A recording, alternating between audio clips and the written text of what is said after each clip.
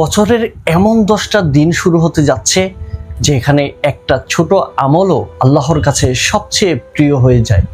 আপনি কি জানেন, রমজানের রাত যেমন মূল্যবান, তেমনি জিলহজের প্রথম 10 দিন হলো বছরের সবচেয়ে শ্রেষ্ঠ দিন।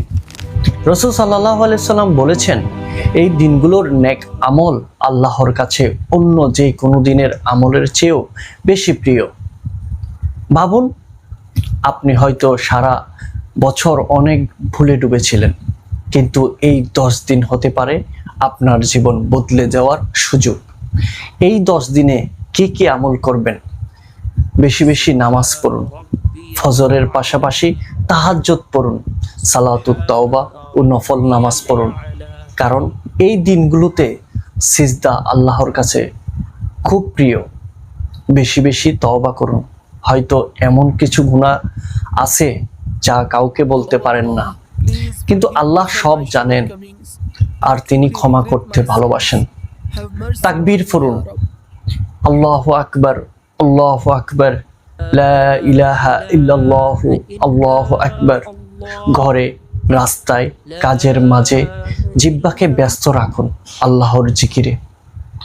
কোরআন তেলাওয়াত করুন, প্রতিদিন অল্প হলেও কোরআনের সাথে সময় কাটান, কারণ কোরআন কিয়ামতের দিন আপনার জন্য সুপারিশ করবে।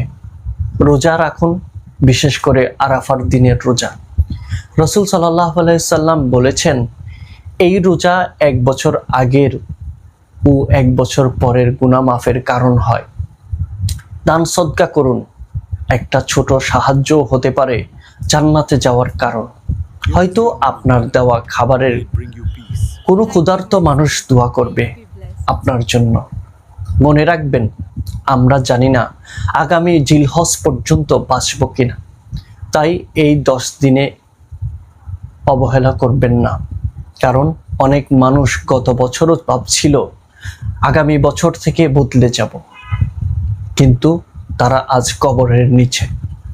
ইনশাল্লাহ এই জিলহজে আমি অন্তত একটা আমল নিয়মিত করব। আপনিও কমেন্টে লিখুন, আল্লাহ আমাকে কবুল করুন। আসসালামু আলাইকুম রহমতুল্লাহ।